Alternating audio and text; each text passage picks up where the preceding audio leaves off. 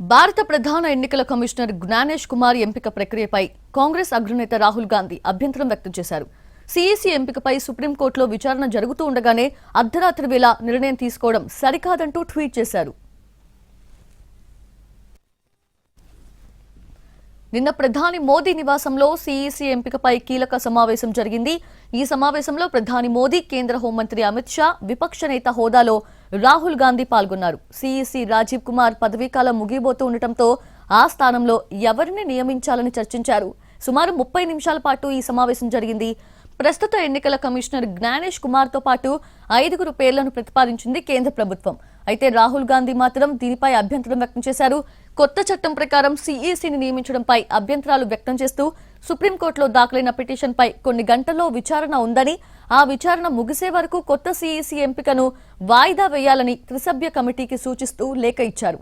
అయితే ప్రతిపాదించిన 5 పేర్లను ఒకసారి పరిశీలించాలని రాహుల్ గాంధీని కోరారు ప్రధాని మోదీ. అందుకు కూడా నిరాకరించారు రాహుల్ గాంధీ.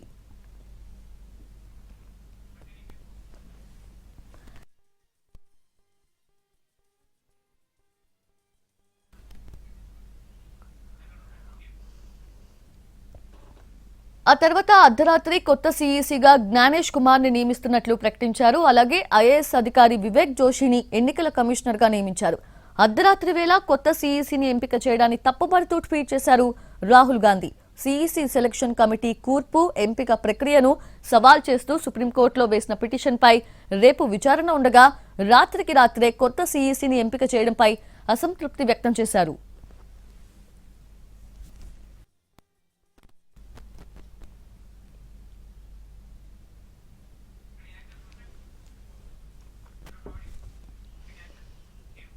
ఇంతకీ సీఈసీ ఎంపికపై రాహుల్ గాంధీ ఎందుకు అభ్యంతరం వ్యక్తం చేశారు? ఇప్పటిదాకా అమలు చేసిన చట్టం ఏంటి? కేంద్రం కొత్తగా తెచ్చిన చట్టంలో ఏముంది? పాత చట్టం ప్రకారం సీఈసీ ఎన్నికల కమిషనర్ల ఎంపికలో పక్షపాతం ఉండకూడదని భారత రాజ్యాంగం ప్రకారం 3 సభ్యులతో ఓ సెలక్షన్ కమిటీ ఏర్పాటు చేసేవారు. ఆ కమిటీలో ప్రధానమంత్రి, ప్రధాన ప్రతిపక్ష నేత, సుప్రీంకోర్టు చీఫ్ జస్టిస్ సభ్యులుగా ఉండేవారు. కేంద్ర న్యాయశాఖ 5 సభ్యుల పేర్లను ఈ కమిటీకి సూచించేది. సెలక్షన్ కమిటీ ఈ 5లో ఒక పేరుని ప్రధాన ఎన్నికల కమిషనర్ గా రాష్ట్రపతికి సిఫార్సు చేసేది. ఫైనల్ గా రాష్ట్రపతి ఆ అధికారిని సీఈసీగా నియమించేవారు. 2023 వరకు ఈ చట్టమే అమల్లో ఉండేది.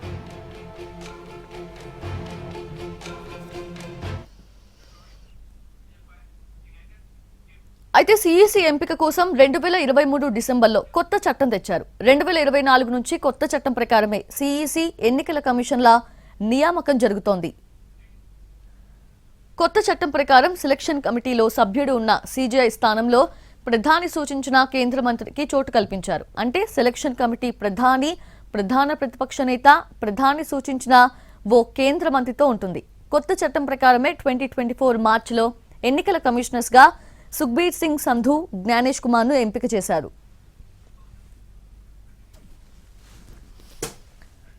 ఇప్పుడు ప్రధాన ఎన్నికల కమిషనర్ రాజీవ్ కుమార్ పదవీ విరమణ చెందారు. ఈయన స్థానంలో ఈసీ కొత్త చట్టం ప్రకారం ఫిబ్రవరి 17న ఎన్నికల కమిషనర్ సెలక్షన్ కమిటీ భేటీ అయింది.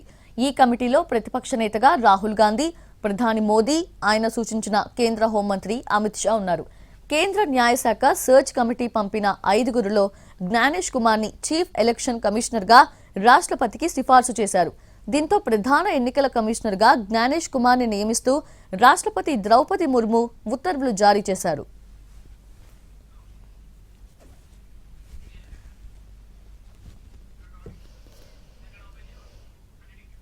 సెలక్షన్ కమిటీలో సీజీఐని తొలగించి ప్రధానమంత్రి ప్రతిపాదించిన ఓ కేంద్ర మంత్రిని నియమించడాన్ని సవాల్ చేస్తూ సుప్రీంకోర్టులో పిటిషన్ దాఖలైంది. ఈ పిటిషన్ పైనే రేపు విచారణ ఉంది.